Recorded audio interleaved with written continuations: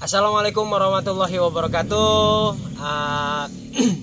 Semangat selalu untuk semua.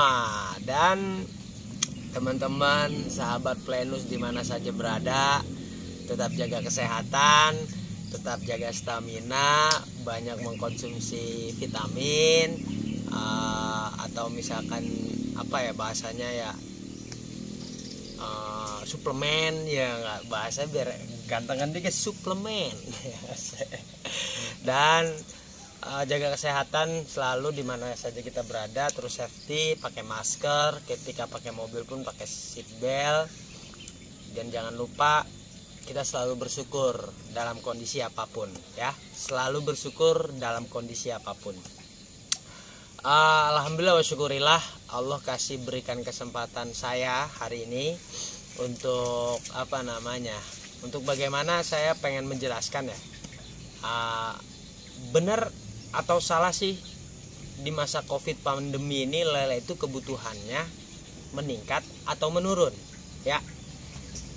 Kalau di judul thumbnail kan teman-teman tahu tuh, di judul thumbnail tuh kebutuhan lele meningkat ya nggak di masa pandemi. Kira-kira benar apa enggak?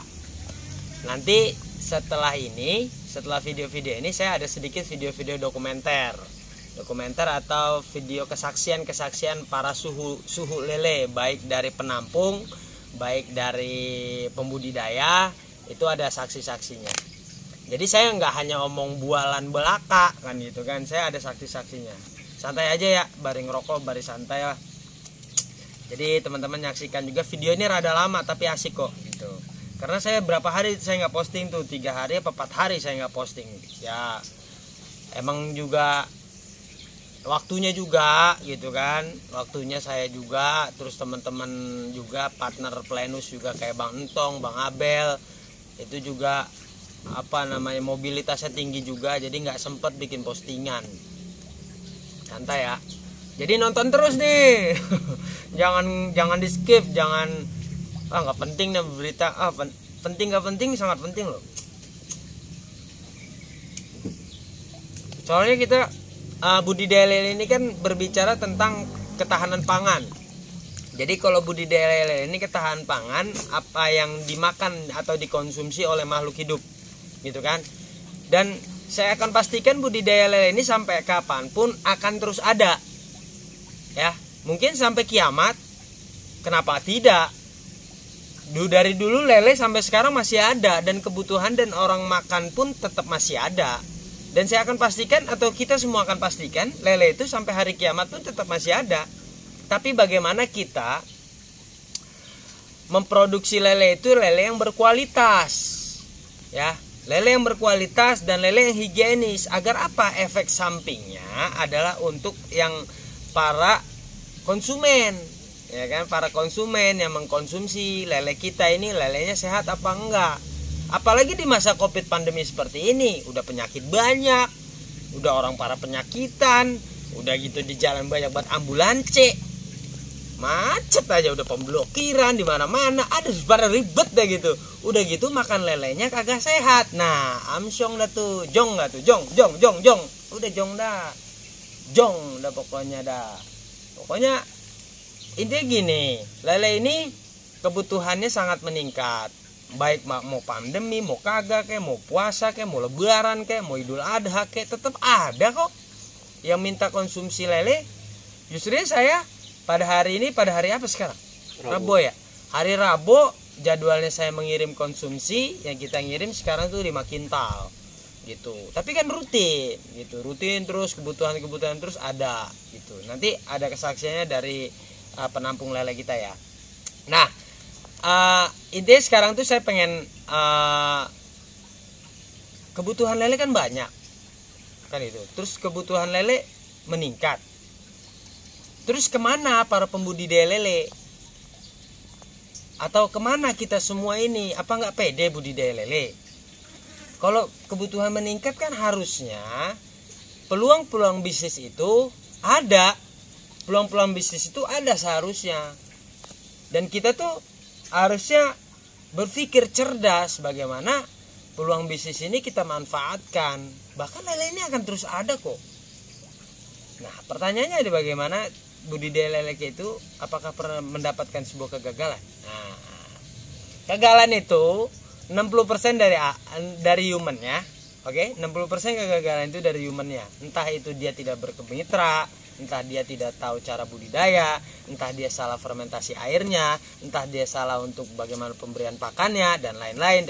Itu 60% kegagalan ada di humannya atau di ABK-nya, anak buah kolam atau yang ngurus kolamnya. 40% itu alam. Tapi alam itu bisa ditanggulangi ketika 60% ini bisa terpenuhi. Maksudnya SDM-nya kita bisa cara budidaya lele. Banyak pertanyaan-pertanyaan ya. Saya buka WhatsApp sedikit ya. Jadi ada beberapa banyak pertanyaan. Contoh misalkan ada namanya oke, saya bacakan. Ada Bang Ade di Parung. Bang, ikan pada koreng bang, ya kan gitu. Ini kenapa pada koreng? Ada Bang, ikan pada koreng. Saya cuma jawab gini.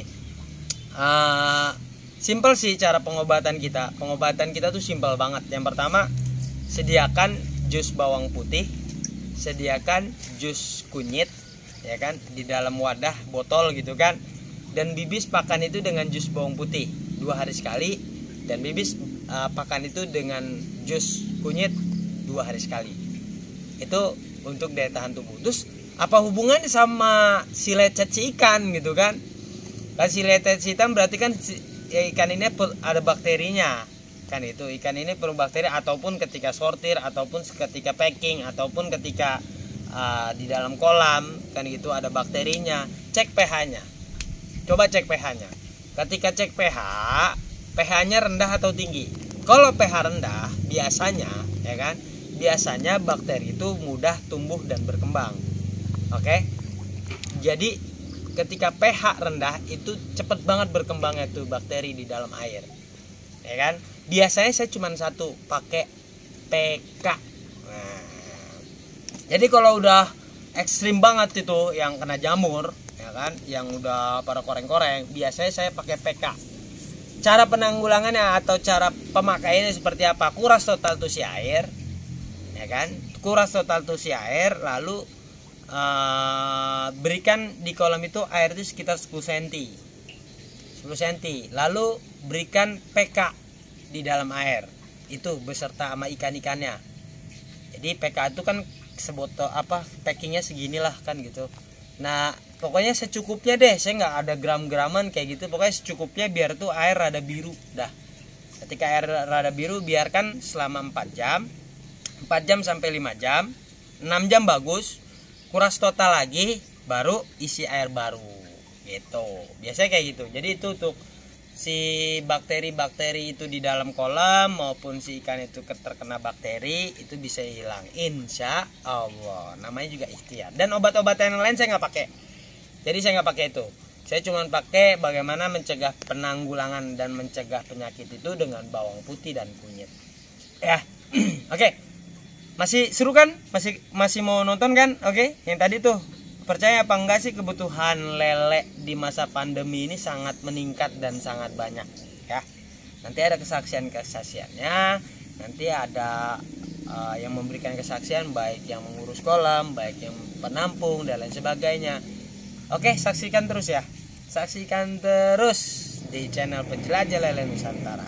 See you next time.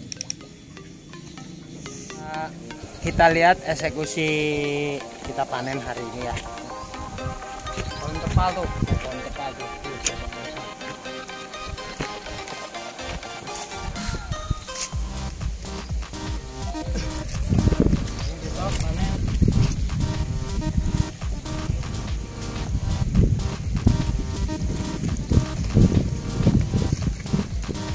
Awas kameramen jatuh.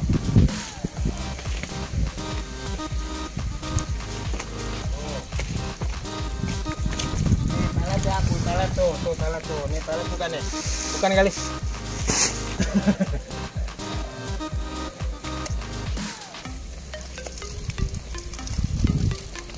Angkut. Itu awas tangan lu.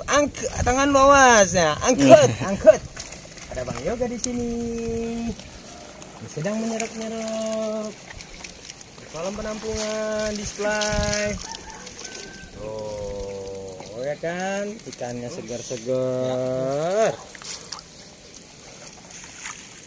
Ya, nggak disortir Pak keramba ya lur. Yuk keramba. Nah ini ikannya nih tadi nih, jadi dari kolam terpal dipindahin, ya kan, dipindahin ke sana. Tuh, jadi ini kolam terpal terus makan full pelet. Terus apa lagi yang diraguin? Itu ABK-nya no. Lur, iya kebutuhan lele kumaha lur? Hah? Loba lur. Kebutuhanna. Loba. Loba. Kumaha Kang Yoga iya. Enggak poe panen bae meureun. Panen terus. Osmal. Panen terus panen. Masya Allah. Ini dari sekian kolam beliau Tadi ya? berdua. Ada lagi 2 orang lagi ya. Itu. Tapi hari ini beda segmen. Mungkin mereka ini ada yang ganti-gantian lah, saling mengisi kekurangan dan kelebihan tuh. Ya teman. Geruyuk ya kan, geruyuk kan gitu, geruyuknya ini tadi di display di sini.